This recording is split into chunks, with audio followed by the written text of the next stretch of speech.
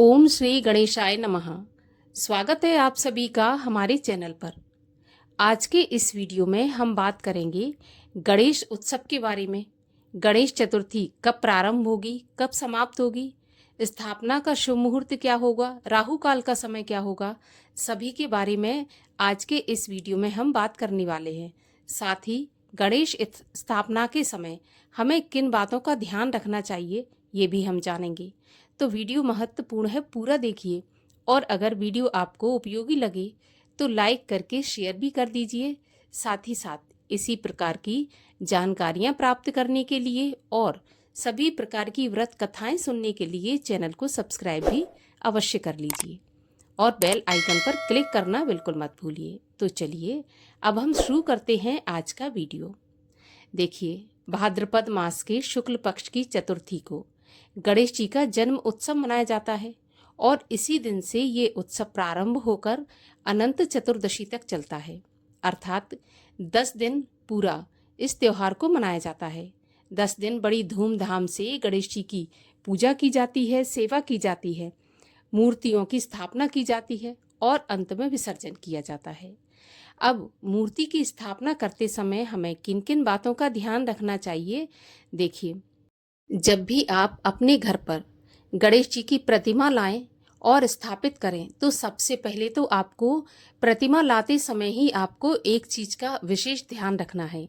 जब भी आप गणेश जी की प्रतिमा का चयन करें तो आप ये देखें कि गणेश जी की जो सूंड है वो किस तरफ है, दाईं तरफ या बाईं तरफ।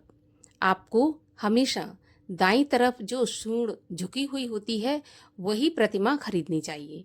तो आप दाईं तरफ सूंड वाली गणेश जी की प्रतिमा लेकर आएं। इसके बाद आप स्थान है जो उनका, जहां पर आप बिठाना चाहती हैं, स्थापना करना चाहते हैं, उस स्थान को जान लें अच्छे से कि आप किस दिशा में चौकी बिछा रहे हैं। आप इस दिशा में चौकी बिछाएं कि पूजा करते समय आपका जो मुख है या तो पूर्वी की तरफ हो या पश्चिम की तरफ हो। इस तरह से आप चौकी बिछाएं। चौकी पर हरा, लाल या पीला कोई वस्त्र बिछाएं। उस पर दूर्वा घास को बिछाएं। उसके ऊपर आप गणेश जी की प्रतिमा को स्थापित करें।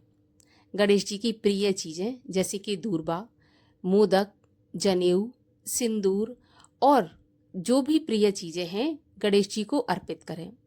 एक चीज आपको ध्यान में रखना है कि गणेश जी पर तुलसी नहीं चढ़ाई जाती है, तो आप किसी भी रूप में तुलसी अर्पित ना करें, क्योंकि गणेश जी के जो भोग है या गणेश जी की पूजा में तुलसी का प्रयोग नहीं होता है, तो तुलसी बिल्कुल ना चढ़ाएं। स्थापित करते समय आपको ये ध्यान रखना है कि गणेश जी की जो पीठ है वो आपके घर की बाहर की तरफ होना चाहिए, ना कि आपके घर के अंदर की तरफ। मतलब कहने का ये है कि जब भी आप गणेश जी के आसपास से गुजरें या गणेश जी के दर्शन करें तो आपको गणेश जी की पीठ का दर्शन नहीं होना चाहिए, क्योंकि ऐसा माना जाता है कि गणेश जी की पीठ में दरिद्रता निवास करती है।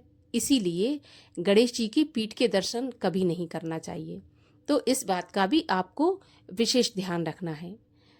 और एक बात का आपको और ध्यान रखना है कि जब भी आप गणेश जी की प्रतिमा लेकर आएं तो ध्यान रहे रिद्धि सिद्धि भी साथ में होना चाहिए।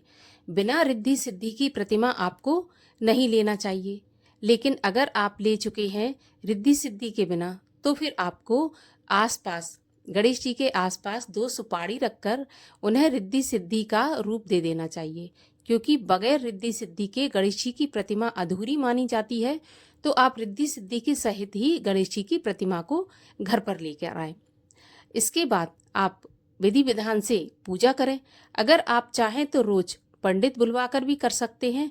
अगर आप चाहें तो घर पर भी स्वयं गणेश जी की पूजा कर सकते हैं, आरती कर सकते हैं, क्योंकि गणेश जी प्रथम पूज्य देवता हैं और बहुत जल्दी प्रसन्न होने वाले देवता हैं। तो अगर हम अपनी श्रद्धा से, भाव से जैसी भी पूजा करेंगे गणेश जी स्वीकार करेंगे। अगर आप संकट नाशन या विनायकी चतुर्थी का व्रत आरंभ करना चाहते हैं तो आप इस चतुर्थी से कर सकते हैं, क्योंकि ये शुभ संयोगों में रहेगा। जो भी व्रत आप यहाँ पे शुरू करेंगे तो वो शुभ रहेगा। एक चीज और आपको ध्यान रखना है कि इस चतुर्थी के दिन आपको चंद्रमा के दर्शन नहीं करना है। क्योंकि ऐसा माना जाता है कि भाद्रपद मास के अर्थात भादो महीने के चौथ के चंद्रमा के दर्शन करने से झूठा कलंक लगता है और हम कलंक के भागी होते हैं।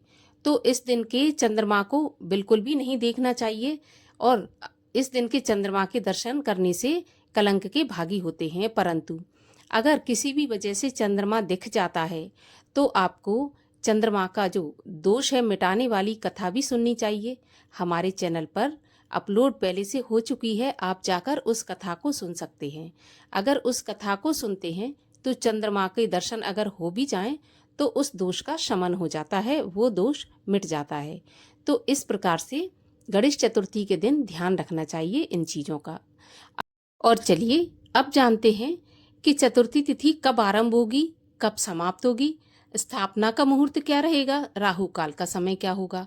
तो देखिए, चतुर्थी तिथि का प्रारंभ हो जाएगा 26 अगस्त मंगलवार की दोपहर 1:55 से और समाप्ति होगी 27 अगस्त बुधवार की दोपहर 3:44 पर।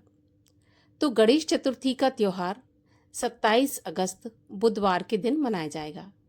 एक तो गणेश चतुर्थी और उस पर बुधवार, सोने पर सुहागा है ये शुभ संयोग। इसी दिन गणेश जी का जन्म उत्सव मनाया जाएगा और इसी दिन स्थापना की जाएगी और विसर्जन की तारीख होगी 6 सितंबर शनिवार को।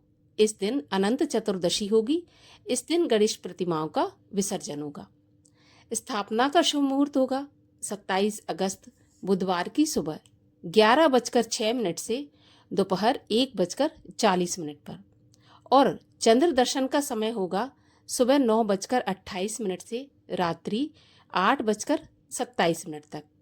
इस समय पर आपको चंद्रमा के दर्शन बिल्कुल नहीं करना है, ये वर्जित है, ठीक है ना। राहु काल का समय, राहु काल का समय होगा 27 अगस्त बुधवार के दिन दोपहर में 12 बजे से 1:30 बजे तक। राहु काल के समय की गणना अशुभ समय में होती है। इस समय पर कोई भी नया काम, पुण्य काम, पूजा पाठ, कथा वार्ता इत्यादि से बचें। इस समय को छोड़कर आप किसी भी समय कर सकते हैं। तो ये था आज का वीडियो आपको पसंद आए तो लाइक करके शेयर करिएगा, साथ ही साथ चैनल को भी सब्सक्राइब करिएगा। मिलते हैं अगले वीडियो में, तब तक के लिए हरे कृष्ण।